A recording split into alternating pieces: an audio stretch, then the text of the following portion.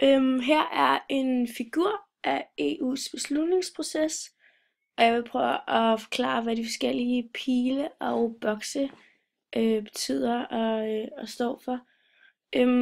Den her beslutningsproces, det er lidt et politisk system, som er lidt af det, vi kender fra Danmark med Folketinget, den udøvende og lovgivende magt. Men den vigtige forskel, det er, at i beslutningsprocessen, i EU's beslutningsproces, der er der altså en lovgivende magt bestående af to adskilte dele, som er ministerrådet og EU-parlamentet. Den her beslutningsproces skal udrette, det er at give nogle direktiver og nogle forordninger. Og det gør de altså ved, at kommissionen forelægger nogle forslag. Dem giver de til EU-parlamentet og til ministerrådet. Og i ministerrådet, der er det ministre, hvor der er en repræsentant fra hvert land. Det vil altså sige, hvis det er et lovforslag om noget med landbrug, så er det den valgte landbrugsminister fra regeringen hernede, så regeringen giver repræsentanter til ministerrådet, og alle medlemslande har en. Og EU-parlamentet, det er valgt af borgerne, som man ser her på pilen her.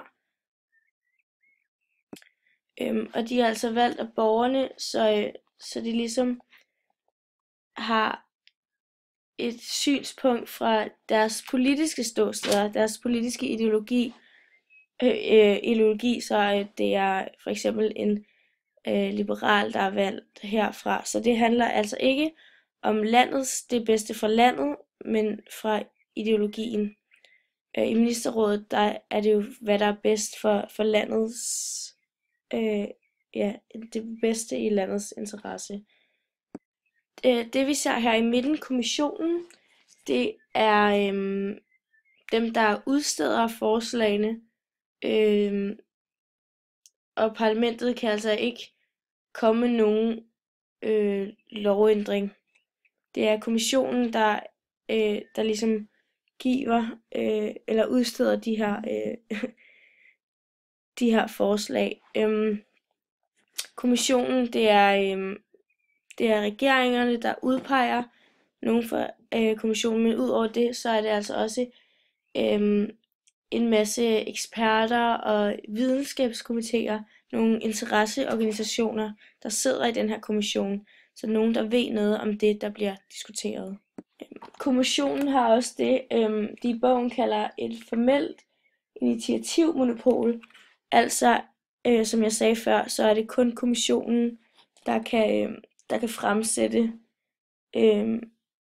de her forslag, som skal diskuteres og forhåbentlig i sidste ende ud i en EU-lov. Kommissionen skal altså også, når EU-loven er blevet til enten en direktiv eller en forordning, så er det altså kommissionen, der skal kontrollere, at de her regler og de her forordninger bliver overholdt af borgerne.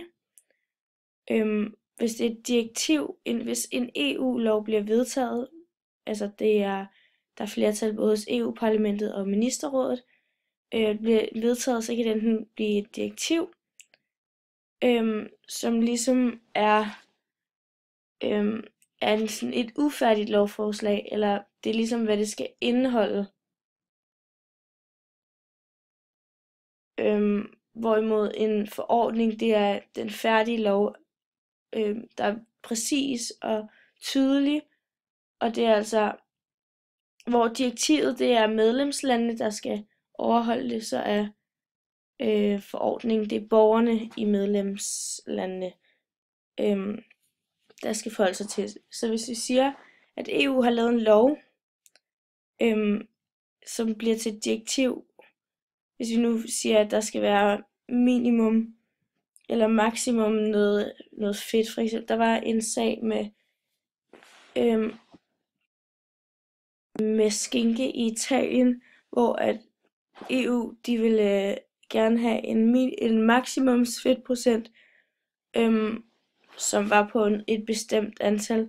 Og det sagde Danmarks regering, at de ville altså have den længere ned, så de lavede EU-lovens direktiv til omsat til en lov i Danmark, som så er borgerne, der holder det.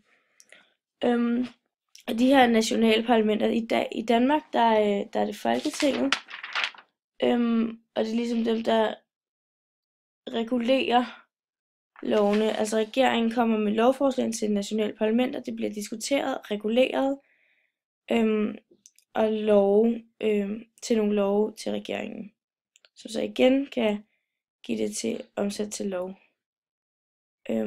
Og det var vist alle pilene. Og det her, det er altså et meget komplekst system, hvor at de her tre hovedorganer, EU-parlamentet, kommissionen og ministerrådet, skal samarbejde om at blive enige og komme med EU-lov. Ja.